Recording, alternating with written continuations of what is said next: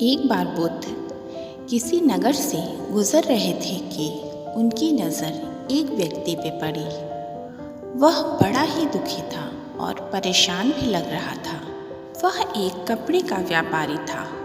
बुद्ध उसके पास गए और पूछा, भंते, तुम इतनी उदास क्यों हो? तुम्हें क्या समस्या है?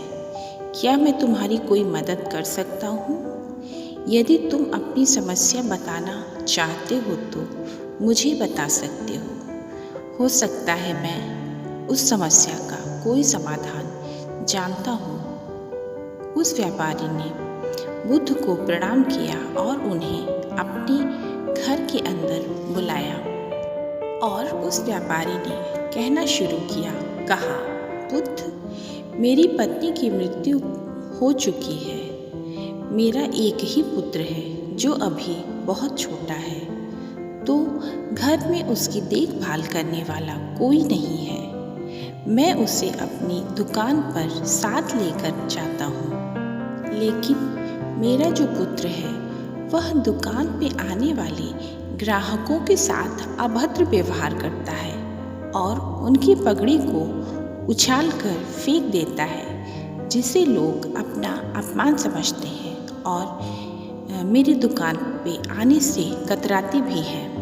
मैंने उसे बहुत समझाया पर वह मानता ही नहीं। इसी वजह से सभी ग्राहक बुरा मान जाते हैं और मेरी दुकान पे नहीं आते हैं। बुद्ध मौन होकर यह सब कुछ सुन रहे थे और उन्होंने कहा, मैं तुम्हारी सहायता कर सकता हूँ, पर तुम्हें वचन देना होगा कि मैं जो कार्य करूँगा उसमें तुम बाधा नहीं डालोगे और मुझे रोकोगे नहीं। उस व्यापारी ने डरते हुए बुद्ध को वचन दे दिया। अगली सुबह बुद्ध अपनी पगड़ी पहनकर उस व्यापारी की दुकान पर पहुँचे ग्राहक बनके। वह बच्चा आया और उसने बुद्ध की पगड़ी उछाल दी और बाहर फेंक दी। बुद्ध मुस्कुराए और बोला, जाओ पगड़ी वापस लेके आओ। बच्चा मुस्कुराते हुए गया और पगड़ी लेकर आया। अगले दिन फिर बुद्ध एक लकड़ी और कुल्हाड़ी लेकर आए। वह बच्चा फिर आया और उसने बुद्ध की पगड़ी फिर से उछाल के बाहर फेंक दी। बुद्ध मुस्कुराए और उन्होंने उस बच्चे को कुल्हाड़ी और लकड़ी देते हुए कहा, लो इसे जाओ और काट के ले आओ। यह सब देख वह व्यापारी बहुत डर गया कि बच्चा अभी छोटा है और कुल्हाड़ी से, लेकिन वह बुद्ध को वचन दे चुका था, इसलिए वह चुपचाप यह सारा दृश्य देख रहा था। कई दिनों तक इसी तरह महात्मा बुद्ध रोज आते और उस लड़के को एक नया काम देते और वह लड़का उसे करता। ऐसा करते हुए वह लड़का आने जाने वालों की पगड़ी को उछालना भूल गया, क्योंकि उसका ध्यान दूसरे काम में लगा रहता था। इस तरह वह बच्चा अपनी इस बुरी आदत को भूल गया।